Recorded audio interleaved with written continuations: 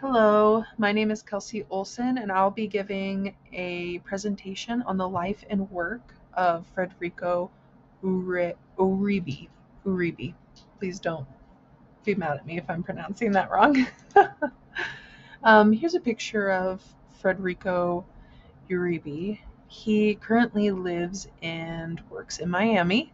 He was born in Bogota, Colombia, and he's currently alive today, making work as we speak, most likely. He has his own website where that you can visit that displays several of his art pieces and a 360 gallery of his art pieces as well.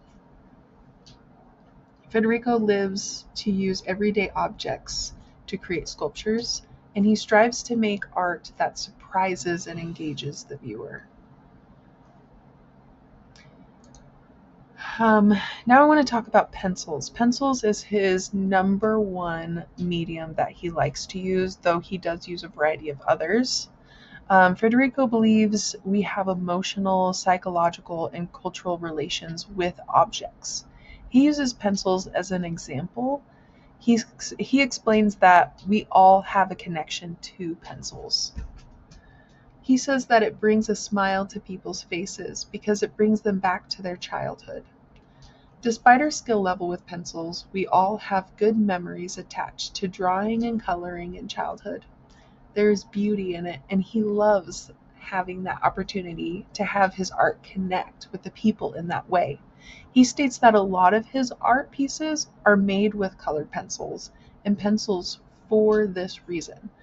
This is so beautiful and touching to know this about him. I included a picture here close up on one of the images so that you could see how he utilizes the pencils. He crisscrosses them and lines them up, how he utilizes the colors and shades of the pencils, and how some of the pencils have tips, some don't. If you look at the top image, it's an image of a cat and it's made of completely of pencils. And this one down here at the bottom is a giraffe, also made of pencils, except for the eyeball. Um, Everything is made of pencils.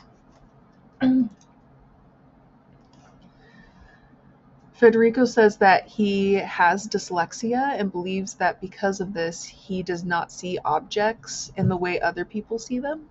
He sees objects as facts, textures, forms, and colors. He says that others relate to objects through their use, and he relates through these forms.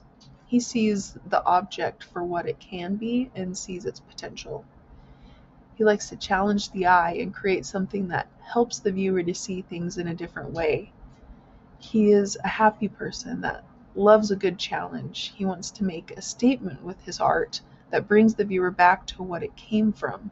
It sounds like what he really wants the most is to bring joy to others. And as you look at these art pieces, like look at the colors, they're just gorgeous. There's so many beautiful, vibrant colors here, and this aqua one. But he also, like, if you look at this lion, all the different things. Look in his mouth. There's like the handle of a violin. It looks like he used some leather for the nose, and then there's like an actual eye in the eye socket. The detail is amazing. He Federico speaks on being really attracted to building nonstop. He describes it as a compulsion, and he's so drawn to objects. Um, he speaks on the reason to doing this type of art, connecting it to compulsion and emotional ties. Federico explains that people kill animals to create shoes. He created a piece where he disassembled shoes to make animals. People kill trees to make books, and he used books to make trees. He utilizes these objects to communicate a message to the viewer. If you look at the porcupine at the top, and the needles, like porcupines are pokey, and he used an element that's pokey. If you look at the sheep here in the bottom left corner, we shear sheep, and it's made of scissors. Like the way he goes about imagining and creating these is, I think, also to build awareness around the object that he's utilizing as well. He recycles to create art. Um, the New York Symphony challenges all the wiring, or sorry, the New York Symphony changed all the wiring in their sound system and sent Federico tons of wire. He was puzzled with what he would do with all the wire he was given. He wants to repurpose and recycle material to create artwork. He created an image of someone thinking about what to do with all the wire. Um, the foundation of Federico's work comes from paintings and then utilizes those skills to create these beautiful collages. Federico explains that he utilizes famous and well-known artists throughout history to create this piece. He looked at a painting in specific to create the lighting in one of his wire paintings. So I specifically made these images as large as I could so you could really see the detail in here of the wire. If you look at the cheetah, he swirls the wire around to create the spots on the cheetah. You could see some flowers and some plants. And then to the left, here we have a man. And like I said earlier, he utilizes the lighting from other paintings, like the man's face, how his left eye has this white wire underneath it, but then the right eye has this darker wire.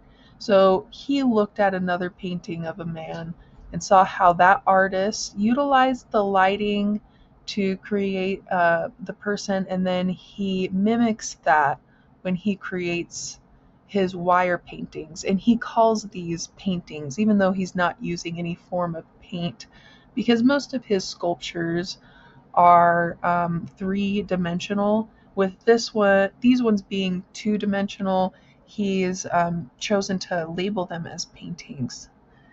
But yeah, as you explore these images and take a moment to look at them, it's amazing how he can take these extra materials left over by other people and just create something beautiful with it.